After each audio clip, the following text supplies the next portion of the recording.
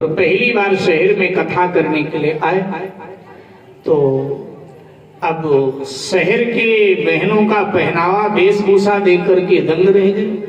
वो तो देहात के रहने वाले थे, वहां घूंघट और मर्यादा वस्त्रों की, और शहर में आए तो यहाँ कोई मर्यादा नहीं, तो ये देख करके दंग रह गए।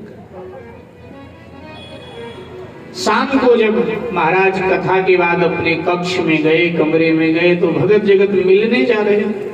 महाराज जी सबसे हाल चाल पूछ रहे थे, प्रसाद दे रहे थे, लोग प्रणाम कर करके जा रहे थे।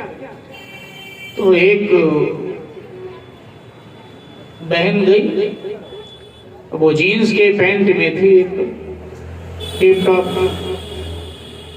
तो महाराज ने देखा तो एक बार को तो लगा कि शायद ये कुंवारी है, लेकिन तब तक देखा मांग में सिंदूर तो संयोग से लगा रखा था, आजकल तो लगाती नहीं, तो उनको लगा कि विवाहित है।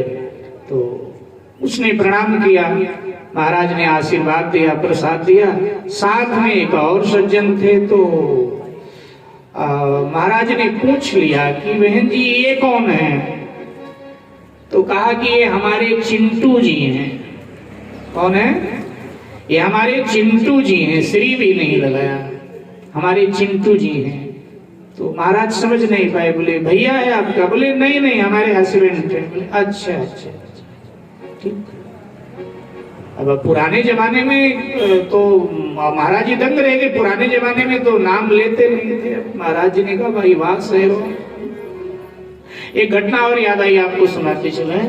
एक शहरी बहन का ब्याह, शहर में जन्म हुआ, शहर में बड़ी हुई, पढ़ी लिखी, लेकिन उसका ब्याह संयोग से देहात में हो गया, क्योंकि वो देहात का लड़का शहर में ही रहता था और जान पहचान हो गया, तो उसका ब्याह हुआ। तो ब्याह देहात में हुआ। अब ब्याह देहात में हुआ तो विदा होकर के ये शहरी बेटी देहात में गई, अपने ससुराल। ससुराल में गई तो गाय भैंस बहुत थी।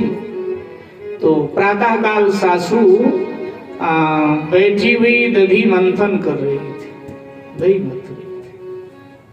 तो मक्खन तैयार हुआ, बुलाया, अरे बहू आइए माँ आई। क्या है? ये ताजा मक्खन है, ऐसे दही बिलोया जाता है, सीख ले। ठीक है ठीक।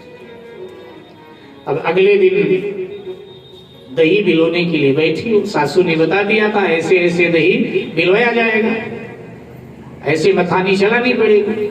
तो अगले दिन वो शहरी बहू दधी मंथन करने लगी।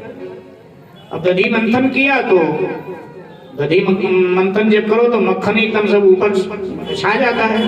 तो जब मक्खन एकदम ऊपर छा गया तो उसको बड़ा आश्चर्य सा लगा कि मानो मैंने क्या क्या विजय हासिल कर लिया। तो एकदम चिल्लाती हुई गई, अम्मा अम्मा अरे आओ आओ आओ, देखो ना देखो ना। तो वो दौड़ी हुई, उसने कहा क्या है? बोले देखो ना ये मक्खन, ये मक्खन। चुप चुप चुप। 4 दिन आए नहीं हुआ, ससुर का नाम ले रही, क्योंकि ससुर का नाम था मक्खन लाल, ससुर का नाम ले रही है। अम्मा जी यही नाम है? तो नहीं लेना चाहिए। नहीं नहीं नहीं लेना चाहिए। अच्छा अच्छा अम्मा भूल हो गई, भूल हो गई, अब नहीं लूंगी, अब नहीं बोलूंगी। ठीक। अगले दिन फिर उसने दधी मंथन किया। अब जैसे मक्खन तैयार होकर ऊपर तैरने लगा तो फिर चिल्लाई, अम्मा अम्मा आना आना आना। दौड़ी हुई, क्या हुआ? ये देखो ससुर जी आ गए, ससुर जी आ गए। चुप चुप, ये ससुर जी है। अम्मा जी ये वो बोलूं तो भी आप डांटती हो, ये बोलूं तो भी आप डांटती हो, ऐसे थोड़ा बोला जाता है। पता नहीं क्या पढ़ाई लिखाई किया है। अच्छा उसने कहा चलो माफ करो माफ करो, अब नहीं बोलूंगी, अब ये भी नहीं बोलूंगी। तीसरे दिन फिर उसने दधी मंथन किया। अब फिर जैसे मक्खन ऊपर आया, छा गया, तो फिर आवाज दिया, अरे अम्मा आना आना आना, ये देखो गोभी का फूल, ये देखो गोभी का फूल। उसने कहा ठीक है जो तूने सुधारा अपना भूल, ठीक है,